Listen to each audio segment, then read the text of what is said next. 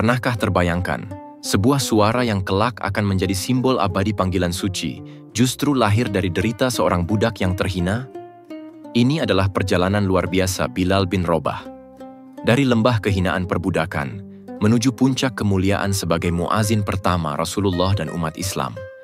Sebuah kisah tentang iman yang membaja, kesetiaan tanpa batas, dan cinta yang mengangkat derajat manusia melampaui sekat warna kulit dan status sosial. Ikuti kami menelusuri jejak langkah seorang Habasyi yang dipilih langit, yang suaranya tidak hanya memanggil manusia menuju sholat, tetapi juga memanggil jiwa menuju kebebasan sejati.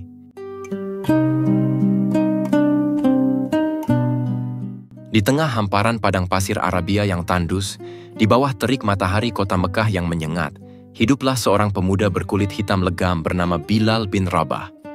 Ia bukanlah penduduk asli Mekah, melainkan seorang budak yang berasal dari Habasyah, Ethiopia. Ibunya, Hamamah, juga seorang budak wanita, sehingga status Bilal sejak lahir adalah milik tuannya. Tuannya adalah Umayyah bin Khalaf, salah seorang tokoh Quraisy yang paling keras menentang dakwah Islam. Kehidupan Bilal sebagai budak jauh dari kata mudah.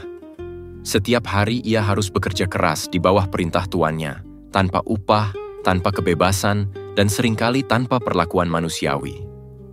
Di masa itu, perbudakan adalah hal yang lumrah, dan para budak dianggap tak lebih dari sekadar barang dagangan yang bisa diperjualbelikan atau diwariskan, tanpa hak untuk menentukan nasib sendiri. Masyarakat Mekah pada masa itu tenggelam dalam kegelapan jahiliyah. Mereka menyembah berhala-berhala yang tak terhitung jumlahnya, yang mereka anggap sebagai perantara kepada Tuhan. Kebiasaan buruk seperti berjudi, meminum khomer, mengubur anak perempuan hidup-hidup, dan perpecahan antar suku menjadi pemandangan sehari-hari. Kezoliman merajalela, yang kuat menindas yang lemah, dan tak ada keadilan bagi mereka yang tak memiliki kedudukan atau harta. Bilal merasakan betul pahitnya kehidupan di bawah sistem yang bobrok ini. Sebagai seorang budak, ia berada di lapisan paling bawah struktur sosial, tanpa daya untuk melawan atau mengubah nasibnya. Setiap hari ia menyaksikan kesombongan para pemuka Quraisy, kemewahan hidup mereka yang kontras dengan penderitaan kaum miskin, dan ritual-ritual penyembahan berhala yang menurut nuraninya terasa begitu hampa dan tak masuk akal. Di tengah pekatnya kegelapan itu, secercah cahaya mulai memancar dari seorang pria bernama Muhammad bin Abdullah. Beliau Shallallahu Alaihi Wasallam mulai menyerukan ajaran baru yang begitu asing di telinga kaum Quraisy. Ajaran Tauhid, mengesahkan Allah sebagai satu-satunya Tuhan yang berhak disembah dan meninggalkan segala bentuk peribadatan kepada berhala. Pesan yang dibawa Rasulullah Sallallahu Alaihi Wasallam ini membawa angin segar bagi mereka yang tertindas dan merindukan kebenaran. Ajaran Islam tidak memandang status sosial, warna kulit, atau asal-usul. Di mata Allah, semua manusia sama, yang membedakan hanyalah ketakwaan. Kabar tentang ajaran baru ini perlahan-lahan sampai ke telinga Bilal, mungkin melalui bisik-bisik sesama Buddha atau dari perbincangan orang-orang di pasar. Meskipun ia seorang Buddha, Bilal memiliki hati yang bersih dan akal yang cerdas. Ketika Bilal mendengar tentang ajaran yang dibawa oleh Nabi Muhammad SAW, terutama tentang keesaan Tuhan dan persamaan derajat manusia, hatinya bergetar. Ajaran ini seolah menjawab kegelisahan dan pertanyaan-pertanyaan yang selama ini terpendam dalam jiwanya. Ia merasa ada sesuatu yang benar dan luhur dalam seruan itu, sesuatu yang jauh berbeda dari kemusyrikan dan ketidakadilan yang ia saksikan setiap hari. Diam-diam, Bilal mulai mencari tahu lebih banyak tentang Islam. Ia mendengarkan dengan saksama setiap informasi yang bisa ia dapatkan, meski harus dilakukan dengan sembunyi-sembunyi agar tidak diketahui oleh tuannya yang kejam. Keingintahuan itu semakin hari semakin besar, mendorongnya untuk mendekat pada sumber cahaya kebenaran tersebut, meski ia sadar betul resiko besar yang akan dihadapinya jika ketahuan. Suatu hari, dengan keberanian yang luar biasa, Bilal bin Rabah berhasil menemui Rasulullah SAW. Pertemuan itu menjadi titik balik dalam hidupnya. Setelah mendengar langsung penjelasan dari lisan mulia sang Nabi SAW tentang keindahan Islam, tentang kasih sayang Allah, dan tentang janji kebahagiaan abadi bagi orang-orang yang beriman dan beramal saleh, tak ada lagi keraguan dalam hati Bilal. Ia merasakan ketenangan dan kedamaian yang belum pernah ia rasakan sebelumnya. Di hadapan Rasulullah Sallallahu Alaihi Wasallam, dengan tulus dan penuh keyakinan, Bilal mengucapkan 2 kalimat syahadat. Asyhadu an la ilaha illallah wa asyhadu anna Muhammadar Rasulullah. Ia bersaksi bahwa tiada Tuhan selain Allah dan Muhammad adalah utusan Allah. Sejak saat itu, Bilal bin Rabah telah resmi menjadi seorang Muslim, bergabung dengan barisan para pengikut awal Nabi yang mulia. Keislaman Bilal pada awalnya dirahasiakan. Ia sadar betul akan kebengisan Umayyah bin Khalaf dan para pembesar Quraisy lainnya terhadap siapa saja yang berani meninggalkan agama nenek moyang mereka dan mengikuti ajaran Muhammad sallallahu alaihi wasallam. Namun, cahaya iman yang telah merasuk ke dalam kalbunya terlalu terang untuk terus disembunyikan. Ia mulai merasakan manisnya iman, ketenangan dalam beribadah kepada Allah yang Maha Esa, dan harapan akan kehidupan yang lebih baik, bukan hanya di dunia, tetapi juga di akhirat. Bilal tahu bahwa jalan yang ia pilih tidak akan mudah, terutama bagi seorang budak sepertinya. Namun, keyakinannya kepada Allah dan Rasul-Nya memberinya kekuatan dan keberanian untuk menghadapi segala kemungkinan terburuk. Dimulailah babak baru dalam kehidupan Bilal, babak perjuangan mempertahankan iman di tengah ancaman dan siksaan.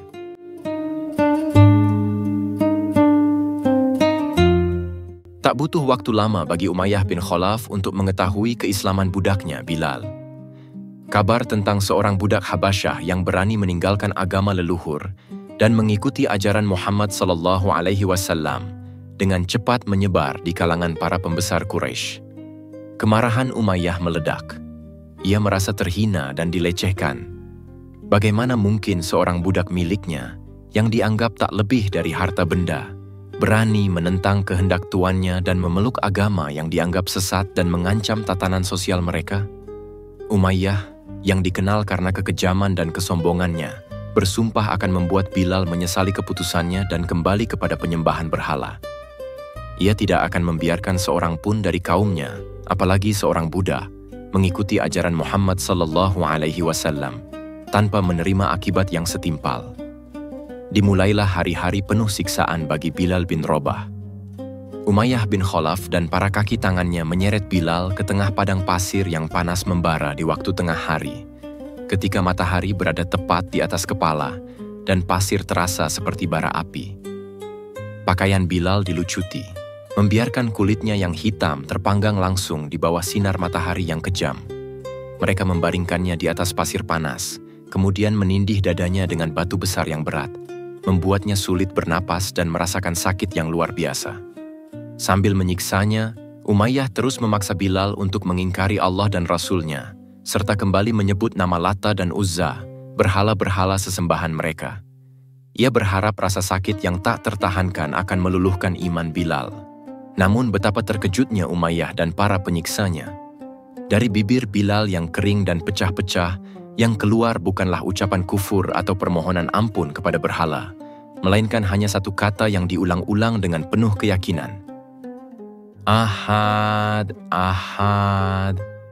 Kata-kata ini seolah menjadi sumber kekuatannya, penegasan akan keimanannya yang tak tergoyahkan kepada Allah yang Maha Tunggal. Semakin keras siksaan yang ia terima, semakin lantang pula ia menyerukan keesaan Allah. Teriakan Ahad, Ahad itu menggema di padang pasir, menjadi saksi bisu atas keteguhan iman seorang hamba yang mencintai Tuhannya lebih dari dirinya sendiri. Para penyiksa semakin murka, namun mereka juga mulai merasakan keheranan dan mungkin sedikit ketakutan melihat ketegaran Bilal. Siksaan itu tidak hanya terjadi sekali, tetapi berulang kali, hari demi hari. Terkadang, leher Bilal diikat dengan tali lalu diseret oleh anak-anak di jalanan kota Mekah. Tubuhnya yang penuh luka dan lecet diseret di atas tanah yang kasar dan berbatu. Mereka mencambuknya tanpa ampun, meninggalkannya dalam keadaan lapar dan haus di bawah terik matahari. Namun, semua siksaan fisik yang mengerikan itu tidak mampu menggoyahkan akidah yang telah tertanam kokoh di dalam hatinya. Bagi Bilal, rasa sakit fisik tidak ada apa-apanya dibandingkan dengan manisnya iman dan keyakinan akan janji Allah. Ia telah merasakan kebenaran Islam, dan ia tidak akan pernah menukarnya dengan apapun, bahkan dengan nyawanya sekalipun. Ketika Abu Bakar Siddiq radhiyallahu anhu, sahabat terdekat Rasulullah sallallahu alaihi wasallam, yang juga seorang saudagar kaya dan dermawan, mendengar tentang siksaan yang dialami Bilal, hatinya terenyuh. Abu Bakar dikenal dengan kelembutan hatinya dan kepeduliannya terhadap kaum muslimin yang lemah dan tertindas. Beliau tidak tahan melihat saudaranya sesama muslim disiksa sedemikian rupa hanya karena mempertahankan imannya. Tanpa ragu, Abu Bakar mendatangi Umayyah bin Khalaf. Terjadilah tawar-menawar yang sengit. Umayyah, yang pada dasarnya tamak akan harta, melihat peluang untuk mendapatkan keuntungan dari budaknya yang keras kepala ini. Ia menawarkan Bilal untuk dijual dengan harga yang sangat tinggi, berpikir Abu Bakar akan mundur. Namun Abu Bakar tidak gentar. Demi menyelamatkan Bilal dari siksaan dan memberikannya kebebasan untuk beribadah kepada Allah, Abu Bakar setuju untuk membeli Bilal dengan harga yang diminta Umayyah. Bahkan ada riwayat yang menyebutkan ia menukarnya dengan seorang budak lain miliknya yang lebih kuat dan bernilai tinggi menurut standar mereka, ditambah sejumlah emas. Umayyah, meskipun kesal karena tidak berhasil membuat Bilal murtad, akhirnya melepaskan Bilal setelah menerima bayaran dari Abu Bakar. Saat itulah Bilal bin Rabah, seorang budak yang tegar imannya, akhirnya terbebas dari cengkeraman tuannya yang kejam. Abu Bakar segera memerdekakannya. Dengan berlinang air mata haru, Bilal bersyukur kepada Allah atas pertolongannya dan berterima kasih kepada Abu Bakar atas kemuliaan hatinya. Kebebasan ini bukan hanya kebebasan fisik, tetapi juga kebebasan untuk menjalankan agamanya dengan tenang.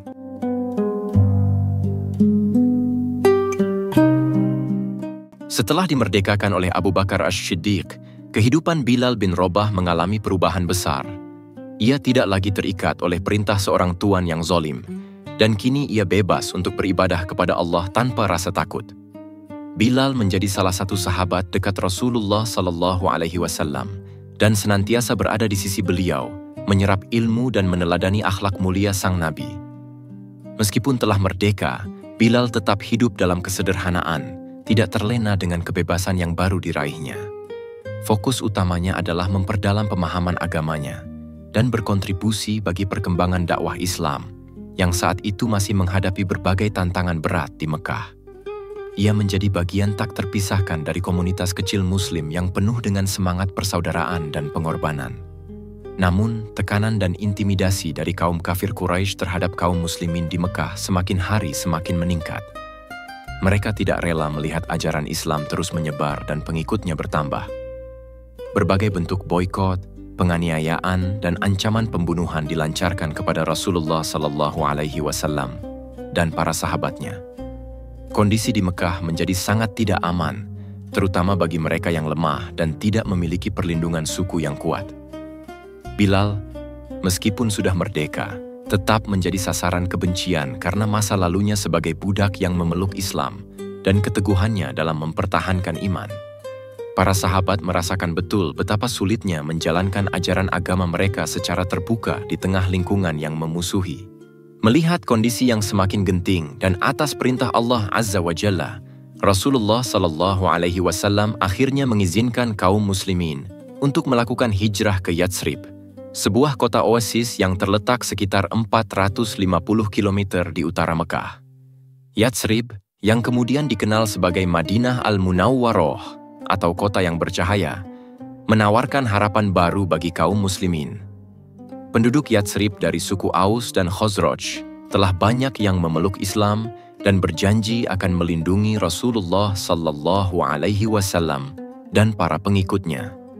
Bilal bin Rabah termasuk dalam gelombang awal para sahabat yang melakukan hijrah. Dengan penuh keimanan dan tawakal kepada Allah, ia meninggalkan tanah kelahirannya yang semu, Mekah, tempat ia mengalami penderitaan sekaligus menemukan cahaya hidayah, menuju sebuah masa depan yang belum pasti, namun penuh harapan di Madinah.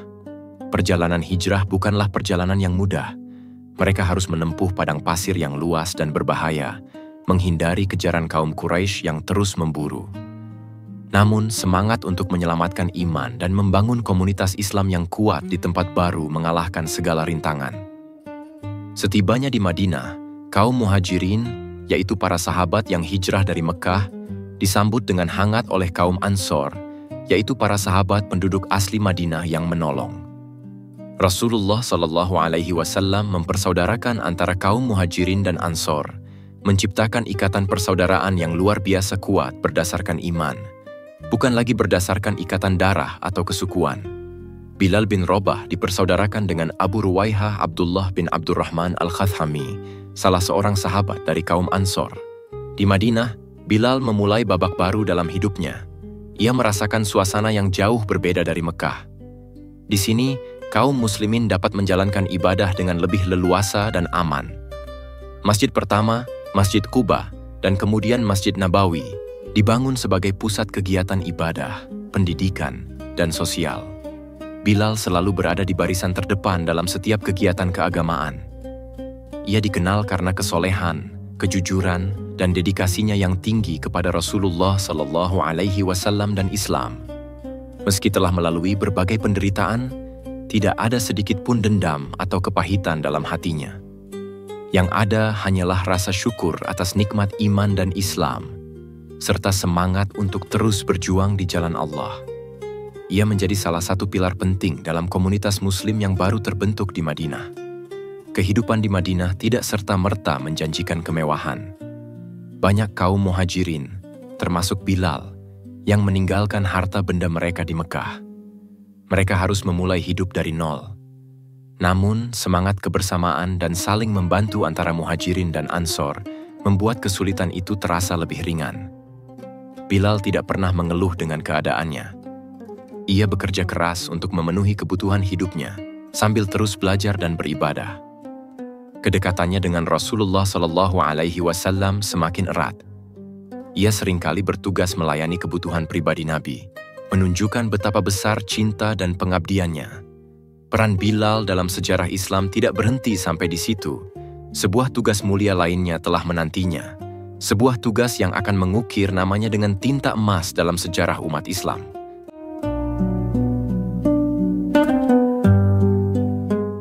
Setelah kaum muslimin menetap di Madinah dan Masjid Nabawi telah berdiri sebagai pusat peribadatan dan kegiatan umat, muncul sebuah kebutuhan penting. Bagaimana cara memberitahukan kepada seluruh umat Islam bahwa waktu salat telah tiba? Pada awalnya, kaum muslimin berkumpul untuk salat dengan cara memperkirakan waktu atau saling memberitahu dari mulut ke mulut.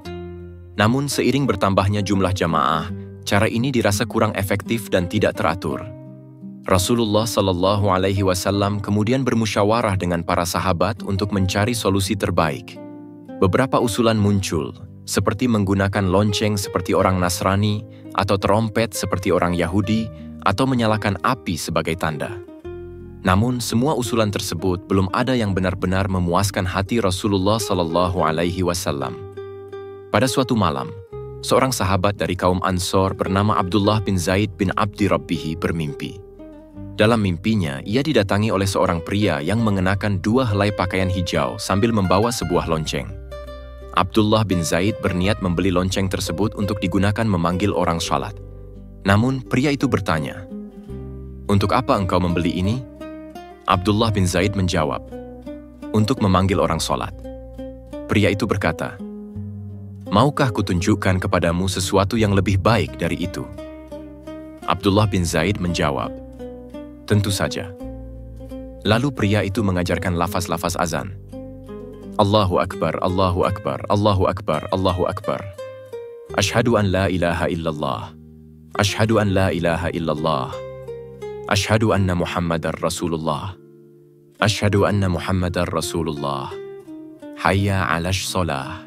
Hayya 'alash shalah. Hayya 'alal falah. Hayya 'alal falah. Allahu Akbar, Allahu Akbar, La ilaha illallah. Keesokan paginya, Abdullah bin Zaid segera menemui Rasulullah Shallallahu Alaihi Wasallam dan menceritakan mimpinya. Mendengar lafaz-lafaz adzan tersebut, Rasulullah Shallallahu Alaihi Wasallam bersabda, "Sesungguhnya ini adalah mimpi yang benar, insya Allah." Beliau Shallallahu Alaihi Wasallam kemudian menyuruh Abdullah untuk mengajarkan lafaz azan itu kepada Bilal bin Rabah. "Ajarilah Bilal kalimat-kalimat itu, karena sesungguhnya suaranya lebih lantang dan merdu daripadamu," sabda Rasulullah Shallallahu Alaihi Wasallam. Pemilihan Bilal ini bukanlah tanpa alasan. Bilal dikenal memiliki suara yang sangat indah, lantang sehingga mampu menjangkau jarak yang jauh. Selain itu, ketakwaan dan keikhlasan Bilal menjadi pertimbangan penting. Tugas mulia mengumandangkan panggilan suci ini membutuhkan seseorang dengan kualitas spiritual yang tinggi. Maka, tibalah saatnya azan pertama dikumandangkan. Bilal bin Rabah naik ke tempat yang tinggi, ada riwayat menyebutkan atap salah satu rumah di dekat masjid. Dengan suara yang menggetarkan jiwa, penuh penghayatan dan kekhusyukan, Bilal mengumandangkan kalimat-kalimat tauhid dan seruan untuk salat. Allahu Akbar, Allahu Akbar. Suara emas itu menggema di seluruh penjuru Madinah, menembus keheningan pagi, menyentuh hati setiap muslim yang mendengarnya. Kaum muslimin yang mendengar seruan agung itu segera bergegas menuju masjid untuk menunaikan sholat berjamaah. Saat itu, Umar bin Khattab yang sedang berada di rumahnya juga mendengar suara azan tersebut. Ia segera keluar menemui Rasulullah SAW dan berkata bahwa ia juga bermimpi hal yang sama seperti Abdullah. Hal ini semakin menguatkan bahwa azan adalah petunjuk dari Allah. Sejak hari itu, Bilal bin Rabah secara resmi menjadi muazin pertama dalam sejarah Islam, muazin Rasulullah SAW. Setiap hari, 5 kali sehari, suara merdunya mengalun indah, memanggil kaum muslimin untuk menunaikan kewajiban salat. Azan yang dikumandangkan Bilal bukan sekedar panggilan biasa. Itu adalah deklarasi kebesaran Allah, kesaksian atas kerasulan Muhammad SAW, dan ajakan menuju kemenangan dan kebahagiaan hakiki. Suaranya menjadi simbol syiar Islam, penanda waktu salat, dan pengingat bagi kaum muslimin akan kewajiban mereka kepada Sang Pencipta. Bilal menjalankan tugasnya dengan penuh dedikasi dan keikhlasan, tanpa pernah merasa lelah atau bosan. Ia memahami betul betapa mulianya tugas yang diembannya. Posisi sebagai muazin Rasulullah SAW memberikan Bilal kedudukan yang sangat terhormat di mata kaum muslimin. Ia yang dulunya seorang budak yang dihina dan disiksa, kini menjadi sosok yang dicintai dan dihormati. Suaranya dinanti-nanti setiap kali waktu sholat tiba. Bahkan, Rasulullah SAW pernah bersabda mengenai keutamaan muazin, bahwa mereka akan memiliki leher yang paling panjang, sebagai tanda kemuliaan di hari kiamat. Bilal tidak pernah menyombongkan diri dengan kedudukannya. Ia tetap menjadi pribadi yang rendah hati, tawadu, dan senantiasa berusaha meningkatkan kualitas imannya. Kisah Bilal menjadi bukti nyata bahwa dalam Islam, kemuliaan seseorang tidak diukur dari status sosial, warna kulit, atau asal-usul, melainkan dari ketakwaan dan pengabdiannya kepada Allah Azza wa Jalla. Suara Bilal telah mengukir sejarah, menjadi warisan abadi bagi umat Islam di seluruh dunia.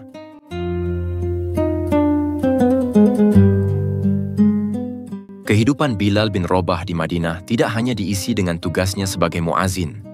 Ia juga turut serta dalam berbagai perjuangan dan peperangan yang dihadapi kaum muslimin untuk mempertahankan diri dan menyebarkan dakwah Islam.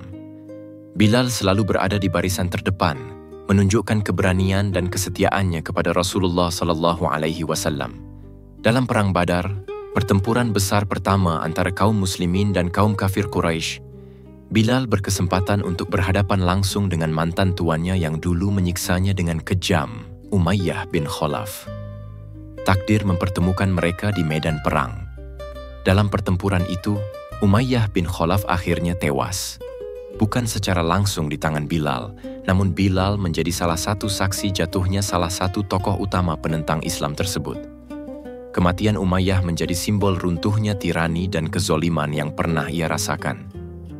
Bilal juga ikut serta dalam berbagai peristiwa penting lainnya, seperti Perang Uhud, Perang Khandaq, Perjanjian Hudaybiyah, hingga Fathul Makkah, pembebasan kota Mekah. Kesetiaannya kepada Rasulullah SAW tidak pernah luntur. Ia senantiasa siap sedia menjalankan perintah Nabi, baik dalam keadaan suka maupun duka, lapang maupun sempit. Kedekatannya dengan Rasulullah SAW membuatnya banyak menyerap akhlak mulia dan ajaran Islam secara langsung. Bilal bukan hanya seorang muazin, tetapi juga seorang sahabat yang terpercaya dan dicintai oleh Nabi. Rasulullah SAW seringkali memuji keteguhan iman Bilal dan kesabarannya dalam menghadapi cobaan. Beliau Shallallahu Alaihi Wasallam pernah mendengar suara terompah Bilal di surga dalam mimpinya, sebuah pertanda akan kedudukan mulia Bilal di sisi Allah Azza wa Jalla.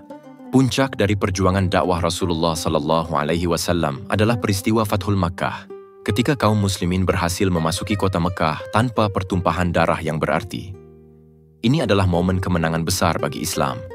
Setelah membersihkan Ka'bah dari berhala-berhala yang selama ini disembah oleh kaum jahiliyah, Rasulullah Shallallahu Alaihi Wasallam memerintahkan Bilal bin Rabah untuk naik ke atas Ka'bah dan mengumandangkan azan. Ini adalah sebuah pemandangan yang sangat mengharukan dan penuh makna.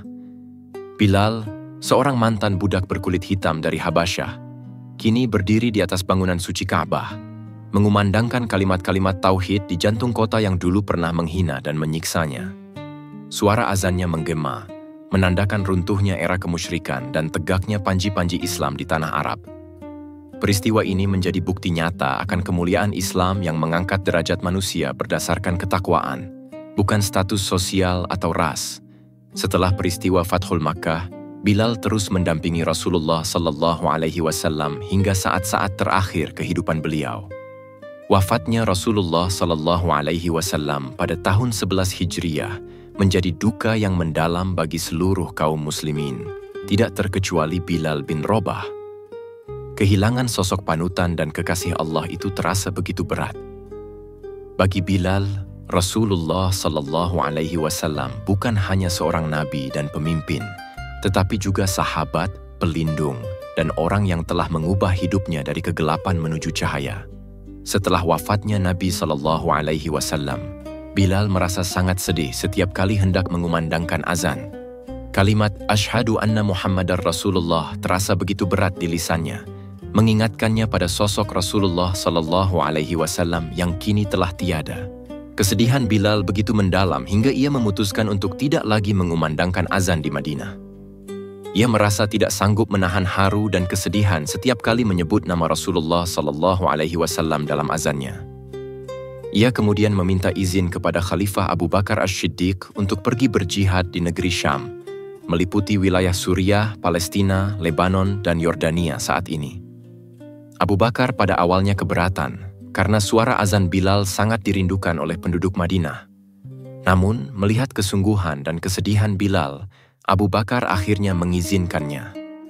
Bilal kemudian bergabung dengan pasukan Muslim yang berjihad di Syam, melanjutkan pengabdiannya kepada Islam di medan yang berbeda.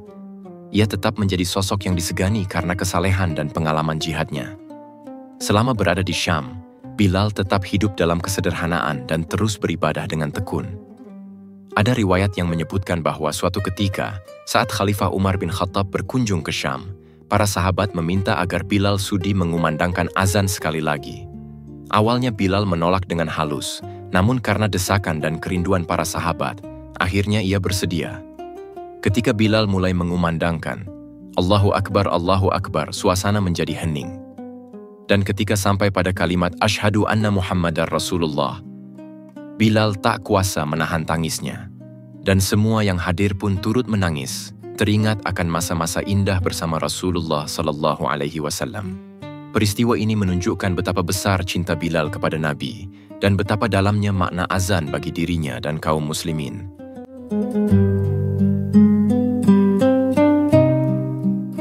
Bilal bin Rabah menghabiskan sisa usianya di negeri Syam, jauh dari hiruk-pikuk pusat kekuasaan, namun tetap dekat dengan perjuangan Islam. Meskipun tidak lagi aktif sebagai muazin tetap di Madinah, semangat pengabdiannya tidak pernah padam. Ia terus berkontribusi dalam menyebarkan ajaran Islam dan membela panji-panjinya di medan jihad. Kehidupannya di Syam tetap mencerminkan kesederhanaan dan ketakwaan yang telah menjadi ciri khasnya sejak awal memeluk Islam. Ia tidak mencari kemewahan duniawi atau jabatan tinggi, melainkan keridaan Allah dan kebahagiaan di akhirat. Kisah keteguhan imannya saat disiksa di Mekah dan kemerduan suaranya saat mengumandangkan azan telah melegenda dan menjadi inspirasi bagi generasi Muslim di berbagai penjuru dunia. Menjelang akhir hayatnya, Bilal bin Rabah menetap di Damaskus, Suriah.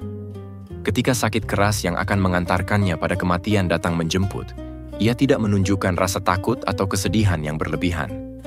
Sebaliknya, ia justru tampak bahagia dan penuh harap. Ketika istrinya menangis di sisinya sambil berkata, "Oh, betapa sedihnya." Bilal justru menyahut dengan penuh kegembiraan, "Oh, betapa bahagianya. Besok aku akan bertemu dengan para kekasih, Muhammad dan para sahabatnya." Kata-kata ini menunjukkan betapa besar kerinduannya untuk bertemu kembali dengan Rasulullah SAW dan para sahabat yang telah lebih dahulu wafat. Baginya, kematian bukanlah akhir dari segalanya, melainkan pintu gerbang menuju pertemuan dengan orang-orang yang ia cintai dan rindukan di surga Allah. Bilal bin Rabah wafat sekitar tahun 20 atau 21 Hijriyah pada masa kekhalifahan Umar bin Khattab, dalam usia sekitar 60 tahun. Ia dimakamkan di Damaskus, dan makamnya hingga kini masih diziarahi oleh kaum muslimin yang mengenang jasa-jasanya. Kepergian Bilal meninggalkan duka yang mendalam, namun juga warisan yang tak ternilai harganya. Ia adalah contoh nyata dari seorang hamba Allah yang tulus, sabar, tegar, dan penuh pengabdian. Dari seorang budak yang tidak memiliki apa-apa, ia diangkat derajatnya oleh Allah karena keimanan dan ketakwaannya, menjadi salah satu tokoh penting dalam sejarah awal Islam, dan sahabat yang sangat dicintai oleh Rasulullah SAW. Kisah Bilal bin Rabah mengandung banyak sekali pesan moral dan inspirasi bagi umat Islam sepanjang masa. Pertama, ia mengajarkan tentang kekuatan iman yang mampu mengalahkan segala bentuk penindasan dan penyiksaan. Kedua, ia menunjukkan bahwa kemuliaan sejati di sisi Allah bukanlah berdasarkan status sosial, ras, atau kekayaan, melainkan berdasarkan ketakwaan. Ketiga, kesetiaannya kepada Rasulullah SAW dan dedikasinya dalam menjalankan tugas sebagai muazin menjadi teladan dalam pengabdian. Keempat, kesederhanaan hidupnya dan ketidakpeduliannya terhadap gemerlap dunia mengajarkan kita untuk fokus pada tujuan akhirat. Suara azannya yang legendaris akan selalu dikenang sebagai panggilan menuju kebaikan dan pengingat akan kebesaran Allah.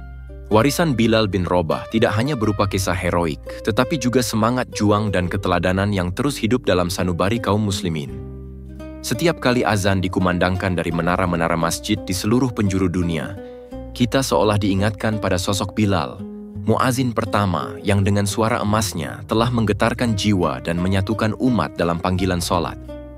Ia adalah bukti bahwa Islam datang untuk membebaskan manusia dari perbudakan dalam segala bentuknya, baik perbudakan fisik maupun perbudakan hawa nafsu dan kemusyrikan. Kisahnya adalah pengingat bahwa setiap muslim, apapun latar belakangnya, memiliki potensi untuk mencapai derajat yang mulia di sisi Allah Azza wa Jalla dengan iman, amal saleh, dan ketakwaan yang tulus. Demikianlah kisah Bilal bin Rabah, sang muazin mulia, yang perjalanannya dari seorang budak yang terhina menjadi salah satu sahabat Nabi yang paling dihormati adalah cerminan dari keagungan ajaran Islam. Kehidupannya penuh dengan perjuangan, pengorbanan, kesabaran, dan keikhlasan. Ia telah membuktikan bahwa dengan iman yang kokoh, tidak ada rintangan yang tidak bisa diatasi. Semoga kita semua dapat mengambil pelajaran berharga dari kisah hidupnya dan meneladani sifat-sifat mulianya dalam menjalani kehidupan sebagai seorang muslim.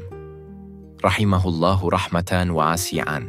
Semoga Allah merahmatinya dengan rahmat yang luas dan menempatkannya di surganya yang tertinggi bersama para nabi, syiddiqin, syuhada, dan syalihin. Amin.